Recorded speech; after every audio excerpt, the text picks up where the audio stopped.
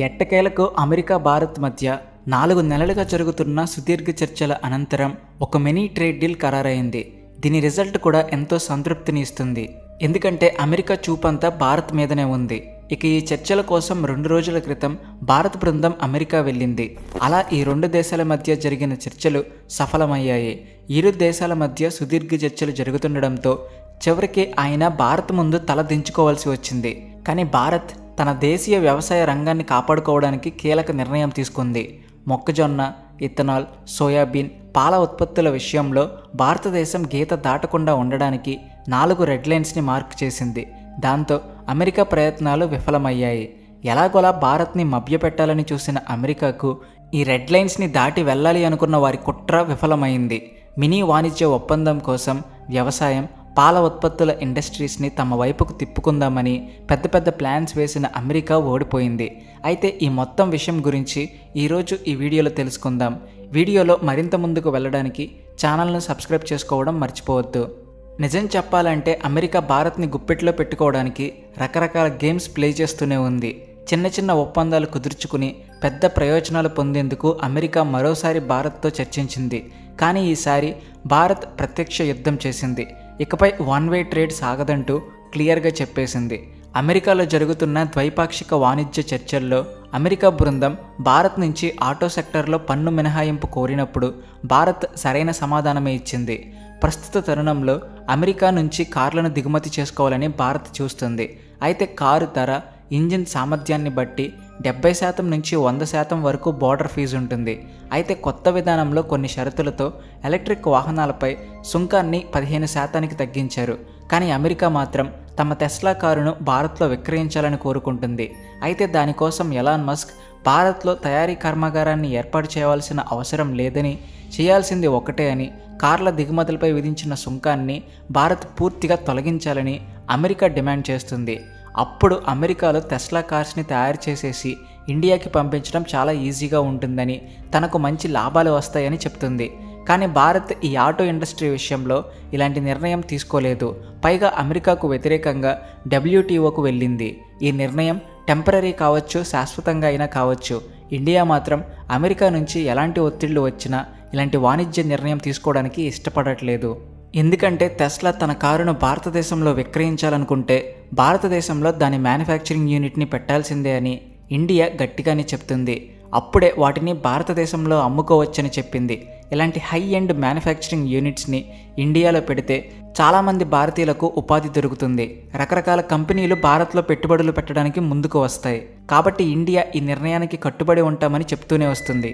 అప్పుడు భారతీయులు made in America కాదు, మేడ్ ఇన్ ఇండియా ట్యాగ్తో ఉన్న కార్స్ని యూజ్ చేసే అవకాశమే ఎక్కువగా ఉంది అంటూ భారత్ చెప్తుంది.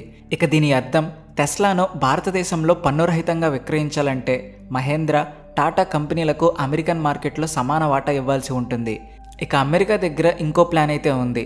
కొన్ని వ్యవసాయ ఉత్పత్తుల ఎగుమతి లేదా చిన్న టెక్నికల్ టారిఫ్స్ని విధిస్తూ భారతదేశంతో ఒప్పందాలు కుదుర్చుకోవడం, అలాగే మొత్తం ట్రేడ్ డీల్ని తనకు అనుకూలంగా మార్చుకోవడం దిశగా అమెరికా డిమాండ్స్ చేస్తుంది. అందుకే టెస్లా, రేవిజన్ వంటి ఈవీ కంపెనీలకు భారత్లో డ్యూటీ ఫ్రీ ఎంట్రీ ఇచ్చేలా చూడాలంటూ ప్రతిపాదించారు. అదే సమయంలో GM, జనరల్ మోటార్స్, టైసన్ వంటి కంపెనీలు కూడా భారత్ డైరీ, మాంసం మార్కెట్లోకి ఓపెన్ ఎంట్రీ ఇవ్వాలంటూ డిమాండ్ చేస్తుంది.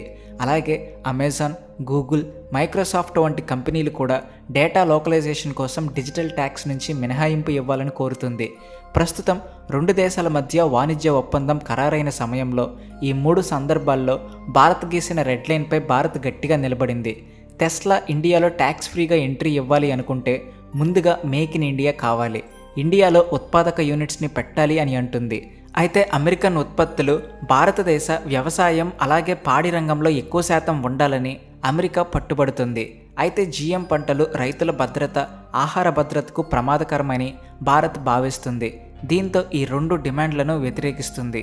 అమెరికన్ నుండి దిగుమతి అయ్యే పాడి పరిశ్రమ ఉత్పత్తులు గ్రామీణ జీవనోపాధిని, స్థానిక మార్కెట్లను తీవ్రంగా ప్రభావితం చేస్తుందని భారత్ ఈ డిమాండ్ను వ్యతిరేకిస్తుంది. అయితే అమెరికన్ డైరీ ఇండియాలోకి రావాలని కోరుకుంటే మొదట మహేంద్ర, అమూల్ కంపెనీలకు అమెరికన్ మార్కెట్లో సమాన వాటా ఇవ్వాలి. దీనివల్ల భారతదేశంలోని 15 కోట్ల మంది రైతులకు హాని చేస్తుంది. అలాగే GM వంటి విత్తన కంపెనీలు, టైసన్ వంటి డైరీ బ్రాండ్స్ వలన భారత సేంద్రియ సాంప్రదాయ వ్యవసాయానికి పెద్ద ప్రమాదం వాటిల్లుతుంది. కాబట్టి ఈ నష్టాన్ని పూడ్చడానికి గాను దీనికి ప్రతిఫలంగా అమెరికా భారత్ నుంచి మామిడి వంటి కొన్ని వ్యవసాయ ఎగుమతులు చేయాలని బియ్యంపై కొంత సుంకం మినహాయింపు ఇవ్వాలంటుంది. ఇక అమెరికా దానికి బదులుగా అమెజాన్, మెటా, మైక్రోసాఫ్ట్ వంటి కంపెనీలు భారత యూజర్ల డేటాను అమెరికాలో నిల్వ చేసి ప్రాసెస్ చేసేలా భారత్ తన డేటా లోకలైజేషన్ నిబంధనలను అమలు చేయాలని అమెరికా కోరుతుంది. ఇక భారత్ అక్కడ కూడా బ్రేక్ వేసింది. డిజిటల్ కంపెనీలు మినహాయింపులు కోరుకుంటే ముందుగా భారతదేశ డేటా సార్వభౌమత్వాన్ని గౌరవించాలని చెప్పింది. దాంతో భారతదేశం డిజిటల్ పర్సన్ డేటా ప్రొటెక్షన్ చట్టాన్ని ఆమోదించింది. ఒక్క మాటలో చెప్పాలంటే అమెరికాతో వాణిజ్య ఒప్పందం కుదుర్చుకుంటే మన వాణిజ్యం సుదీర్ఘకాలం కొనసాగేలా ఉండాలన్నదే భారత్ ఆశ, ఆకాంక్ష. కానీ భారత్లో మనకు ఉపయోగపడే వస్తువుల సేవలను భారత్ నుంచే వినియోగించాలని, భారత్లో తయారు చేయగలిగే వస్తువులను భారత్లోనే తయారు చేయాలన్నారు. అదేవిధంగా ఇప్పటికే భారత్లో ఉత్పత్తి అవుతున్న భారతీయ ఉత్పత్తిదారులు చేస్తున్న వస్తువుల దిగుమతి విషయంలో కూడా అమెరికాకు ఎలాంటి మినహాయింపు ఇవ్వమని చెప్పేశారు. భారత్ టారిఫ్ స్ట్రక్చర్ కూడా సరిగ్గా ఇదే నియమాన్ని అనుసరిస్తుంది. అందుకే భారత్లో పెద్ద ఎత్తున ఉత్పత్తి అయ్యే పాల ఉత్పత్తులు, వాహనాలు, ఇతర ఆహార పదార్థాలు, ఎరువులు ఇవన్నీ అమెరికా భారీ సుంకాలు విధిస్తూ దిగుమతి చేసుకుంటుంది. కానీ ముడి చమురు, వజ్రాలు, విమానాలు, విడి భాగాల వంటి ఉత్పత్తులకు మాత్రం మన దగ్గర తక్కువ దిగుమతి సుంకం చెల్లిస్తుంది. అమెరికా నుండి భారతదేశానికి వచ్చే బాదం, వాల్నట్స్ వంటి కొన్ని ఖరీదైన డ్రై ఫ్రూట్స్ విషయంలో టారిఫ్ని తొలగించడానికి భారత్ సిద్ధంగా ఉంది. దాని ద్వారా ఇండియా, అమెరికా మధ్య వాణిజ్య ఒప్పందం సులభంగా జరిగే అవకాశం కూడా ఉందని భారత్ చెబుతుంది. నిర్దిష్ట వాణిజ్య అడ్డంకులను పరిష్కరించడం, ద్వైపాక్షిక ఆర్థిక సహకారాన్ని పెంపొందించడం మాత్రమే ఈ ఒప్పందం లక్ష్యం. ఇందులో సుంకాల తగ్గింపులు, కీలక వస్తువులకు ఎక్కువ మార్కెట్ యాక్సెస్, డిజిటల్ వాణిజ్యం, క్లీన్ ఎనర్జీ వంటి అభివృద్ధి చెందుతున్న రంగాలలో పరస్పర సహకారం ఉంటాయని పారిశ్రామిక వర్గాలు చెబుతున్నాయి. భవిష్యత్తులో రెండు దేశాల మధ్య విస్తృత స్వేచ్ఛా వాణిజ్య ఒప్పందం వైపు ఈ ఒప్పందం ఒక మెట్టుగా ఉపయోగపడుతుందని పారిశ్రామిక వర్గాలు అంచనా వేస్తున్నాయి. అయితే భారత్ అమెరికాతో సంబంధాలను నాశనం చేసుకోవడానికి సిద్ధంగా లేదు. అంటే అమెరికాతో బిజినెస్ చేయాలి, కానీ ఆ బిజినెస్ డీల్ తన సొంత మేక్ ఇన్ ఇండియా ఇండస్ట్రీని నాశనం చేసుకునేంతగా కాదు అనే దిశగా ఆలోచిస్తుంది. రెండు దేశాల మధ్య స్వేచ్ఛా వాణిజ్యం జరగాలి, అందరికీ ఉపాధి దొరకాలి, టారిఫ్స్ కూడా సమంగా ఉండాలి. ఇదే భారత్ ఆలోచిస్తుంది. ఈ మినీ ట్రేడ్ డీల్ వలన భారతదేశానికి అమెరికా మార్కెట్లో మరింత ప్రాచుర్యం లభిస్తుంది. రెండు దేశాల మధ్య వాణిజ్య పరిమాణం పెరుగుతుంది, పెట్టుబడులు కూడా డెవలప్ అవుతాయి.